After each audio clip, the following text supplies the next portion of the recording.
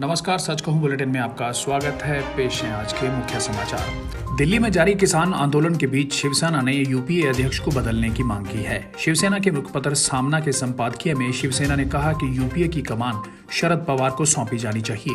वर्तमान में सोनिया गांधी यूपीए की चेयरपर्सन हैं। शिवसेना की इस मांग के बाद एक बार फिर से शिवसेना कांग्रेस के बीच खटास बढ़ सकती है।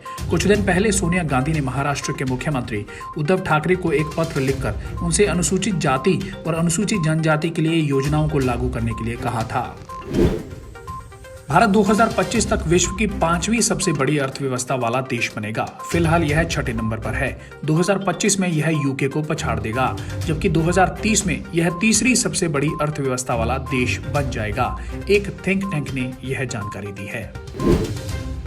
भारत के खिलाफ साजिश रचने से पाकिस्तान बाज नहीं आ रहा। पाकिस्तान अब आतंकियों को भारत में दाखिल कराने के लिए जम्मू कश्मीर और पंजाब के अलावा राजस्थान और गुजरात से घुसपैठ कराने की फिराक में है।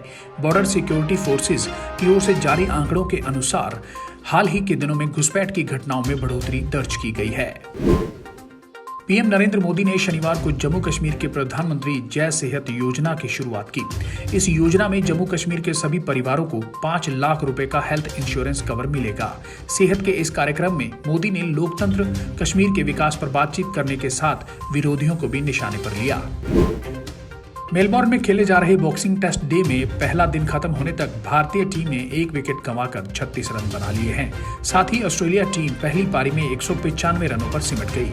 इस लिहाज से टीम ने 159 रनों की बढ़त बना ली है। फिलहाल शुभमन गिल 28 रन और चेतेश्वर पुजारा 7 रन बनाकर नाबाद हैं। यह क्रिकेट इतिहास में 5वीं बार है जब Australia team boxing day test के पहले दिन ऑल आउट हुई है। इससे पहले टीम 2011 में इंग्लैंड के खिलाफ टेस्ट के पहले दिन 98 रन बना सकी थी। देशवासियों के लिए अच्छी खबर है। एक्टिव मरीजों के मामले में भारत अब दुनिया का 10वां देश हो गया है। हमारे देश में अब 2.80 लाख एक्टिव मरीज हैं, मतलब ऐसे मरीज जिनका इलाज चल रहा है।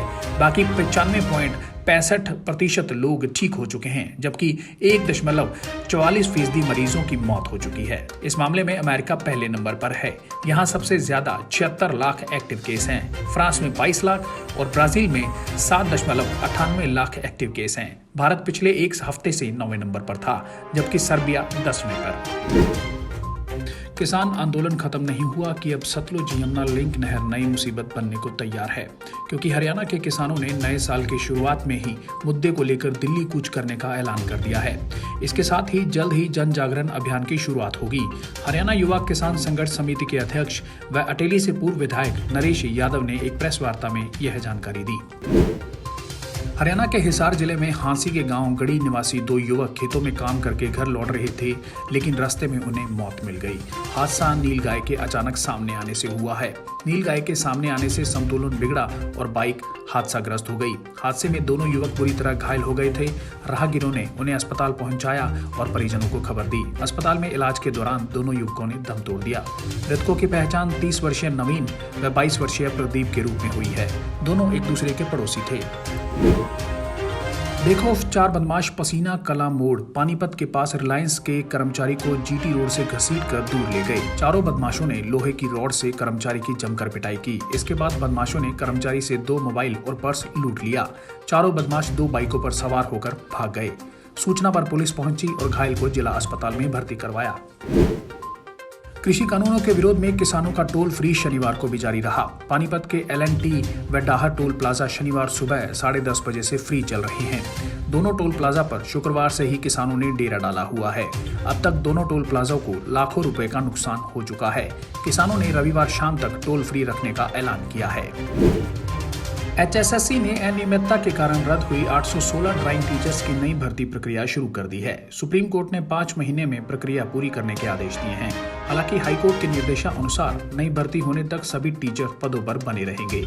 HSSC की ओर से 31 जनवरी परीक्षा की संभावित तारीख रख दी गई है। इसमें वही 15,000 अभ्यर्थी शामिल हो पाएंगे जिन्होंने 2016 में विज्ञापन जारी होने पर आवेदन किया था। प्रदेश में फिर से ठंड बढ़ने लगी है। हिसार व करनाल में रात का तापमान 2.5 डिग्री रहा, जो सामान्य से 5 डिग्री कम है। दिन में कहीं कहीं बादल छाए रहे। मौसम विभाग के अनुसार 27 दिसंबर से मौसम का मिजाज बदलने की संभावना है। उत्तर हरियाणा के पंचकुला, यमुनानगर, अंबाला, कुरुक्षेत्र, करनाल व आसपास के इलाकों में हल्की बारिश हो सकती है। हरियाणा सरकार ने सुशासन दिवस के मौके पर प्रदेश के भीम अवार्ड तेंजिंग नोरगे राष्ट्रीय साहसिक पुरस्कार विजेता खिलाड़ियों को दी जाने वाली मानदेय में बढ़ोतरी की है। 1 जनवरी 2021 से भीम अवार्डी विजेता खिलाड़ियों को हर महीने 5,000 रुपए मानदेय मिलेगा। उन्हें पहले कोई राशि नहीं मिलती थी।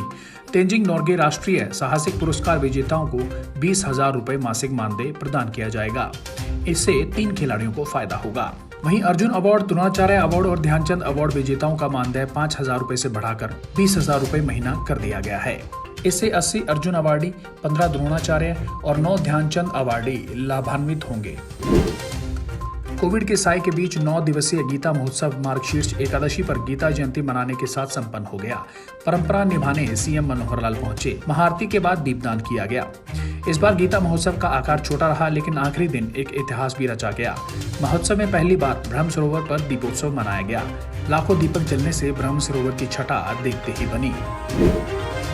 हरियाणा के यमुनानगर में एक नेपाली महिला के साथ सामूहिक दुष्कर्म की घटना सामने आई है। महिला नेपाल मूल की है, जो यहां एक किसान के खेत में काम कर रहे पति के साथ रह रही थी। आरोप है कि गुरुवार देर रात 5 लोगों ने अचानक आकर परिवार को बंधक बना लिया। महिला के पति को मारपीट कर रस्सियों से बांध दिया। इसके बाद चारों ने बारी बारी से महिला के साथ दरिंदगी की। पुलिस ने मामले में केस दर्ज कर आरोपियों की तलाश शुरू कर दी है। अलवर के शाहजहांपुर खेड़ा में चल रहा किसान आंदोलन तेज हो सकता है। शनिवार दोपहर को नागौर सांसद हनुमान बेनीवाल बड़ी संख्या में किसानों के साथ पहुंचे। सुबह ही उनके कार्यकर्ताओं ने अलग से पंडाल लगाया हुआ था। बता दें कि इस हाईवे पर 14 दिनों से किसान डटे हैं। बेनीवाल समर्थकों ने उससे 1 किलोमीटर दूर पंडाल लगाया है। इसे लेकर चर्चाएं हैं कि पहले से ही आंदोलन कर रहे किसान नहीं चाह रहे कि सांसद बेनीवाल और उनके साथ आने वाले लोग एक जगह सभा करें। घुमारवीं थाना पुलिस ने गश्त के दौरान एक व्यक्ति से चरस बरामद की है। घुमारवीं थाना पुलिस प्रभारी रजनीश ठाकुर के नेतृत्व में बल्लू से छिबरी लिंक मार्ग पर बल्लू खरियाला के पास गश्त पर थी। इस दौरान छिबरी की तरफ से एक व्यक्ति पैदल आ रहा था, जो पुलिस को देखकर घबरा गया। घबराहट में उसने अपनी जेब से कोई वस्तु निकालकर नाली में फेंककर भागने की कोशिश की। फेंकी गई वस्तु को जांचा तो पाया कि वह चरस थी। पुलिस ने मामला दर्ज कर छानबीन शुरू कर दी है। फरीदाबाद के अमीपुर गांव के रहने वाले प्रॉपर्टी डीलर एवं विधानसभा का चुनाव लड़ चुके मनोज भाटी हत्याकांड का पुलिस ने 3 दिन बाद खुलासा करते हुए 2 शार्प शूटरों समेत 4 बदमाशों को गिरफ्तार कर लिया।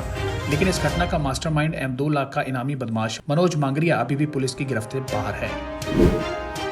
पुलिस के तमाम दावों के बाद भी फरीदाबाद जिले में अपराध रुकने का नाम नहीं ले रहे। कभी हत्या तो कभी अपहरण और रंगदारी मांगने की घटनाएं सामने आ रही हैं। NIT 5 नंबर पर स्थित एक रेस्टोरेंट में खाना खा रहे एक प्रॉपर्टी डीलर को हथियारों से लैस बदमाशों ने अगवा कर लिया। इसकी सूचना मिलने पर पुलिस जब बदमाशों के पीछे दौड़ी तो वे सुत्ती गांव के पास छोड़कर फरार हो गए। केंद्रीय राज्य मंत्री कृष्णपाल गुर्जर ने कहा है कि इस देश का किसान आत्मनिर्भर कैसे बने और 2022 तक आमदनी दुगनी कैसे हो, किसान के घर में खुशहाली कैसे आए, इसके लिए प्रधानमंत्री नरेंद्र मोदी वर्ष 2014 से किसानों के हित में फैसले ले रहे हैं। फरीदाबाद क्राइम ब्रांच की टीम ने बैंक खाते से 2 लाख रुपए से अधिक की रकम ठगने के मामले में एक आरोपी को गिरफ्तार कर दूसरे आरोपी को पकड़ने के लिए बादशाहपुर थाना क्षेत्र में जाल बिछाया था। लेकिन आरोपियों ने पुलिस को चकमा देकर एक पुलिसकर्मी के साथ मारपीट की व दोनों बाइक से फरार हो गए। ऐसे में फरीदाबाद क्राइम ब्रांच की टीम ने बादशाहपुर थाना पुलिस को इस संबंध में मुकदमा दर्ज करवा दिया है। पुलिस आरोपियों की तलाश कर रही है।